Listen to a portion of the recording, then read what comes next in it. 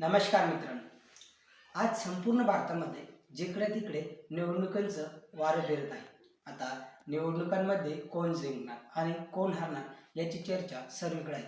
आता कुठे चर्चा ईव्हीएम मशीन चोरण्याची किंवा ईव्हीएम मशीन फोडण्याची आणि ईव्हीएम मशीन हॅक करण्याची देखील चर्चा होत आहे.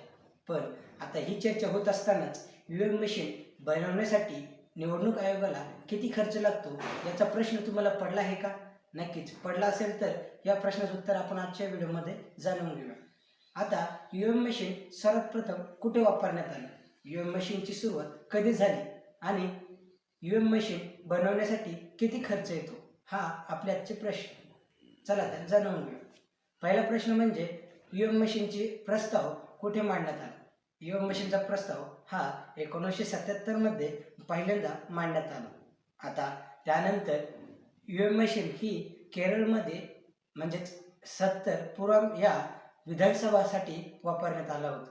आता ईव्हीएम मशीन जरी पहिल्यांदा केरळमध्ये वापरण्यात आलं तरी ते संपूर्ण भारतामध्ये लागू करण्यात आलं नव्हतं. पण 1999 मध्ये ईव्हीएम मशीन हे संपूर्ण भारतात लागू करण्यात आलं आणि हे ईव्हीएम मशीन स्वतः काँग्रेसच्या काळामध्ये लागू करण्यात आलं. त्यामुळे जर ईव्हीएम मशीन हॅक होत असेल किंवा ईव्हीएम मशीन कुठे काही खराब होत असेल तर यासाठी काँग्रेस सरकार देखील जिम्मेदार राहू शकतं. आता विषय येतो तो म्हणजे एक ईव्हीएम मशीन बनवण्यासाठी किती खर्च येतो. एक ईव्हीएम मशीनमध्ये एक व्हीव्हीपॅट, कंट्रोल युनिट आणि एक सीईओ म्हणजेच ईव्हीएम इलेक्ट्रॉनिक वोटिंग मशीन हे 3 प्रकारची मशीन असतात.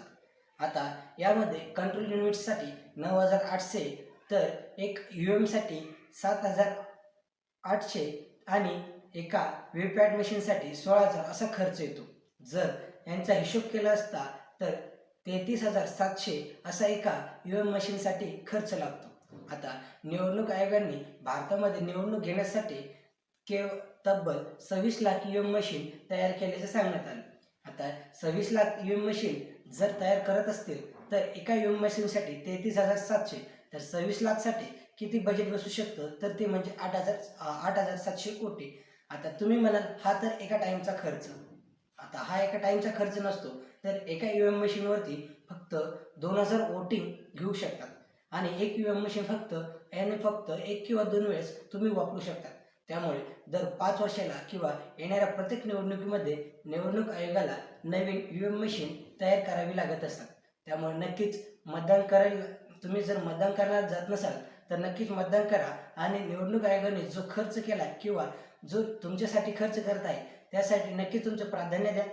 व्हिडिओ आवडल्यास चॅनलला लाईक आणि शेअर नक्कीच करा. कमेंट सेक्शनला नक्कीच कळवा व्हिडिओमधील कुठला भाग तुम्हाला आवडला. जय महाराष्ट्र पब्लिक.